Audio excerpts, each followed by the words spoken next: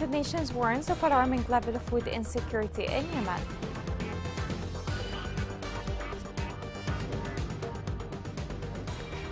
Conflict and blockade aggravate the suffering of residents in Tai's governorate.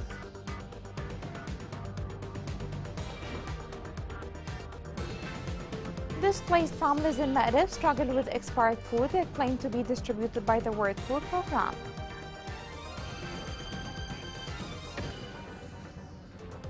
Welcome to Yemen Today TV. This is the English news with me, Roshan Fuad. The United Nations said that the level of food insecurity in Yemen is quite alarming. This came in a recent statement published by the UN Office for the Coordination of Humanitarian Affairs in the country. The following report has more details. According to the latest assessment from the United Nations Office for the Coordination of Humanitarian Affairs, Yemen remains one of the world's most food insecure nations, with the number of people experiencing severe food insecurity anticipated to rise in the coming months. The situation is projected to exacerbate from June to December 2023, with the number of people facing acute malnutrition phase 3 or above expected to increase by 20% or over 630,000 additional people. This brings the overall number of individuals experiencing very acute food insecurity in government-controlled regions to 3.9 million, or nearly 41% of the population. OSHA was unable to assess the situation in Houthi-controlled regions due to limitations on humanitarian personnel. Malnutrition is complicated and caused by a number of variables, including food instability, poor food quality, a measles outbreak, low immunization coverage, inadequate access to clean water and sanitation, and high levels of illness. Extreme food insecurity deprives children of sufficient quality food at a time when children must consume the micronutrients they need for healthy development. Inadequate access to clean water and sanitation also leads to disease outbreaks among children, which are exacerbated by restricted access to health care. These factors have contributed to extraordinarily high levels of underdevelopment, including impaired cognitive and physical development, decreased productive capacity, poor health, and an increased risk of degenerative diseases. OSHA stated that there is an urgent need to address all of these reasons simultaneously in order to combat malnutrition in Yemen. The office also said that the main drivers of this deterioration include a projected 20% shortfall in humanitarian assistance, an anticipated 30% increase in food and fuel prices, and a continuation of conflict in frontline districts. Urgent action is needed to address the underlying drivers of food insecurity, including conflict, economic decline, and a shortfall in humanitarian assistance. Failure to act could result in an even more severe humanitarian crisis. The charged affairs of the Chinese embassy in Yemen called on the political parties to seize opportunities to achieve peace. The Chinese diplomat called on the Houthis to abandon the military option and return to dialogue. He expressed his country's appreciation for the Saudis and Omani efforts to achieve peace in Yemen. The International Federation of Journalists called on the Houthi militia to release journalist Fahd al-Arhabi. The UN said in addition to al-Arhabi, there are 7 journalists being behind bars in Yemen, and that the situation for journalists and freedom of the press in the country is constantly getting worse. Dozens of faculty members at Tai's University carried out a protest in front of the local authority office to condemn attacks on their lands. The protesters called on the government, the local authority, political forces, and civil society organizations to protect their lands. Other demands came in the statement issued by the administrative body of the Residential Cooperation Association for faculty members at Tai's University. We call for the cessation of the continuous attacks on our lands and the arrest of the attackers as well, in addition to the intervention of the judicial authorities to hold those who supported the attackers responsible. من قبل هيئة القضاء ضد كل من دعم المعتدين على أرضنا. نحن أعضاء هيئة التدريس أصحاب أراضي اشتريناها من مالنا. We are the members of the teaching syndicate and we own these lands. For 22 years we have been calling for the retrieval of our lands, but till now we still face attacking on our lands. نطالب المجلس المحلي والسلطة المحلية والنائب العام للوقوف معنا في إنصافنا. 9 years of conflict and blockade have aggravated the suffering of residents of Taiz province. The city, which is on the front line, has become the victim of Houthi shellings and snipers. The following report has more details.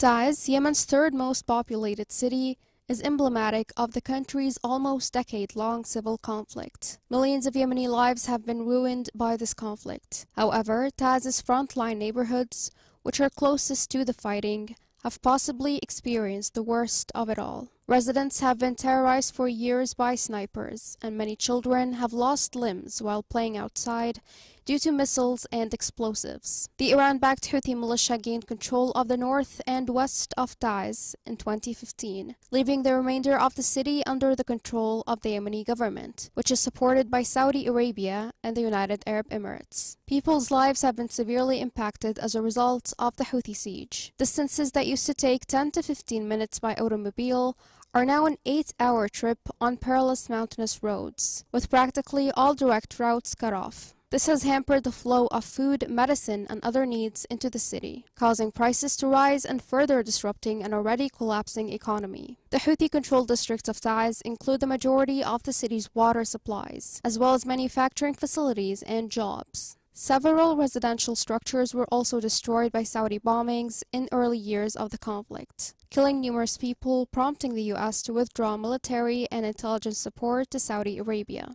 Peace negotiations between the Houthis and Saudi Arabia have reduced the conflict in the previous year. The streets are relatively calm, but discussions have yet to yield an accord that would lift the Houthi siege of Taiz. The barricade has divided families for years. Water and food scarcity are increasing malnutrition and dehydration among women and children. The people of Taiz remain in dire need of reform. In Ma'rib, 24 displaced people, including children, have died and been injured in 88 fires during this year. In a statement, the Executive Unit for the Management of Displaced Camps in Ma'rib Governorate confirmed that 88 fires broke out in the displacement camps since the beginning of this year. The report came one day after putting out a fire that broke out inside Jaw al-Nasim camp for the displaced people as a result of the fall of one of the high-voltage lines near the camp. Displaced families in Ma'rib complain of receiving expired food items from the World Food Programme. Local sources say it is the late distribution of those items which has led to its expiry. The following report has more details. The displaced in Ma'rib Governorate are suffering from the unconcern of the local government and the petty corruption of the United Nations organizations. More than a quarter of the displaced people in Ma'rib Governorate have benefited from the food program since it began on June 14th. The Department of Displaced Persons reported 66,000 households on June 15th due to the Ma'rib Governorate's Office of the Industry and Commerce obtained a warrant to halt the distribution of food aid. The expired oil was found and given to the displaced people was discovered. The WFP has started distributing the food again just one day after the BIT memorandum's date, which was verified unusable food supplies for the IDPs. We were surprised that the World Food Organization distributes expired cooking oil. This will cause a health catastrophe more than the current ones, and it is distributed without any supervision. Laboratory examination showed that the World Food Programme's oil provided to the displaced has expired.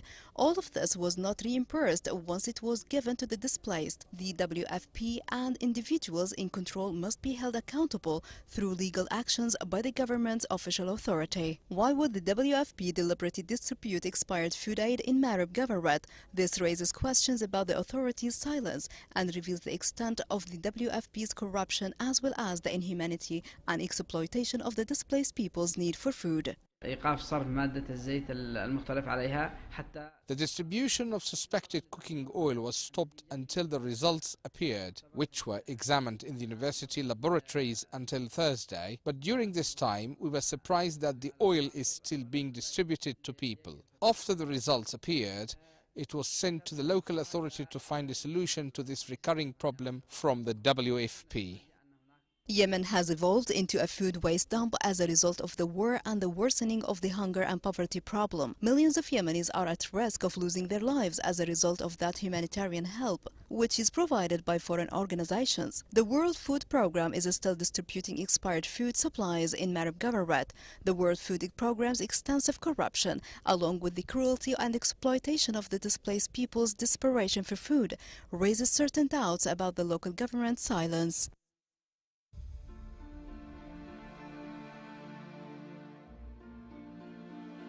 بن ثياب نشاطط عن الثياب نروح عن القرى نحوس وهذا نروح بثياب ونصلحها مآوي وكراتين من الشوارع.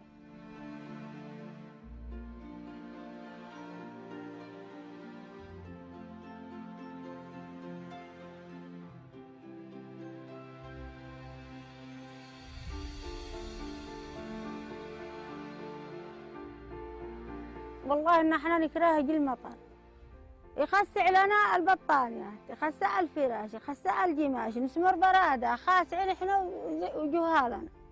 فالمأوى الانتقالي هذا الكنتيرة جعلتهم يعيشوا في استقرار للمستفيدين من ناحية، سواء من ناحية الأمطار أو لا من ناحية العواصف والرياح والرملية، بما أنه عندنا هنا في مارب الرياح بتكون شديدة.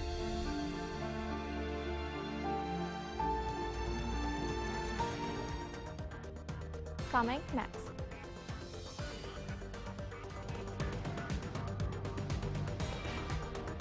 Healthy late mines continue to kill and maim Yemeni children nationwide.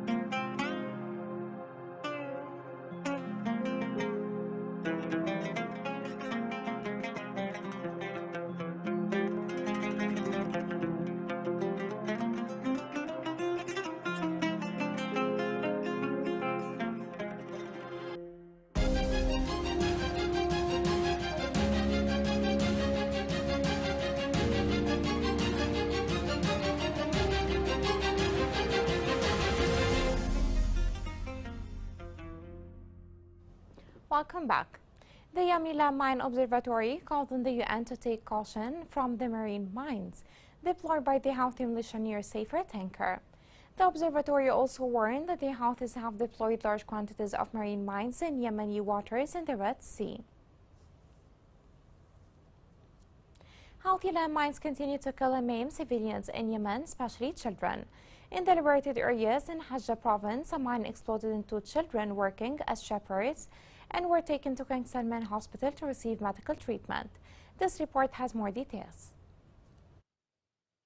Despite their young age, Khalid and Abkar Qawi are 2 10-year-old children who work in sheep herding. Because their place of residence is arid and unsuited for grazing livestock, their daily grazing expedition covers more than 8 kilometers in quest of green pastures packed with trees. One day, while grazing, the 2 children stumbled across a landmine. Mistaking the explosive device for a toy, they pelted it with a stone, leading it to detonate. Remnants of the mine lodged themselves in various parts of the children's bodies, including their face, chest, arms, and legs. We worked as shepherds. One day, we stumbled across a landmine which we thought was a toy. We threw a stone at it, and it ended up exploding and injuring us. 7 minutes after the incident, their older brother arrived with food and drink, only to discover them lying on the ground covered in blood. After an arduous 15-minute motorcycle ride, the children reached the hospital. However, one of them was on the verge of dying. The doctors received the two children, bandaged their wounds, stopped the bleeding, gave them IV fluids, and then transferred them to another hospital for surgery and shrapnel extraction. The two children, Khalid and Abkar, arrived here with grave injuries following a landmine explosion. One of them received a heavy blow to the chest and suffered internal bleeding. After receiving IV fluids, he was transferred to King Salman Relief Hospital. The two children were hospitalized for almost a month, returning to the center for procedures until they were fully healed. However, their fears persisted as they continued to labor to support their families. In liberated areas north of Hajjah, the children of residents here suffer from the proliferation of landmines. The locations of these mines are unmapped and fields could fall anywhere, including civilian roads and farms. Many citizens and farm owners have fallen victims to this hazard. Massam project has yet to intervene to clear this area. Instead, local engineering teams from military units demine the area through personal efforts. Residents of the area and security personnel urged the King Salman Center and the Massam program to act rapidly to clear mines from the area, in line with the rest of the free territories across the Republic.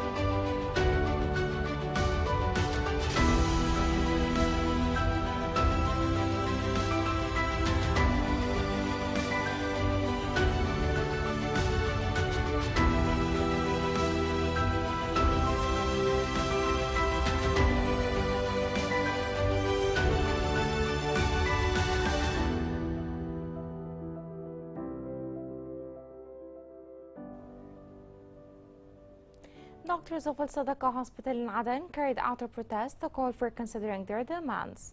During the protest, signs that say instead of stopping us, give us our rights, and another sign that's saying we are not advocates of chaos, we are law students. In their protest, the female doctors rejected the unjust measures taken by the new administration of the hospital against them. In the Dala Governorate, Wafaq Rights Organization documented more than 15,000 healthy crimes and violations in the city throughout the years of war. This report has more details. A recent human rights report revealed that more than 4,000 civilians were killed and wounded by bullets and violations by the terrorist Houthi militia in Al Dara Governorate. This came in a report issued by the Wafaq Organization for Peace and Human Rights, issued in conjunction with the 53rd session of the Human Rights Council in Geneva, entitled Al Dara, the Forgotten Governorate, the most targeted and the most sacrificed. It monitored more than 15,000 crimes and violations committed by the Houthi militia in the governorate during the period from 2015 until November 2022. According to the report, the Houthi violations were represented in the killing of 926 individuals, including 56 children and 156 women. It pointed out that about 869 people were arrested, stressing that the Houthi militia practiced multiple methods of torture against detainees, as the team documented 43 cases of torture against those crimes. According to the report, public and private facilities were not spared from direct and indirect Houthi targeting as a result of bombings and shellings with heavy weapons and various artillery shells. The report stated that there are 14 houses, that were directly bombed. 152 houses were completely damaged as a result of targeting with heavy weapons, and more than 6,000 houses were partially damaged. The monitoring teams of the human rights organization also documented the damage to about 81 facilities, 29 places of worship, and 4 bridges, in addition to the destruction and looting of about 13 types of private property. They noted that about 3,350 individual mines, 1,500 anti-attack mines, and 365 explosive devices were cleared in separate areas of the governorate. Here is a reminder of the main headlines. The United Nations warns of alarming level of food insecurity in Yemen.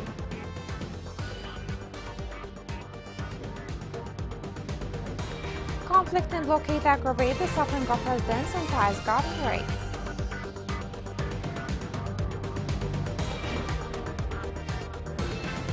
Displaced families in Ma'rib struggle with expired food claimed to distributed by the World Food Programme.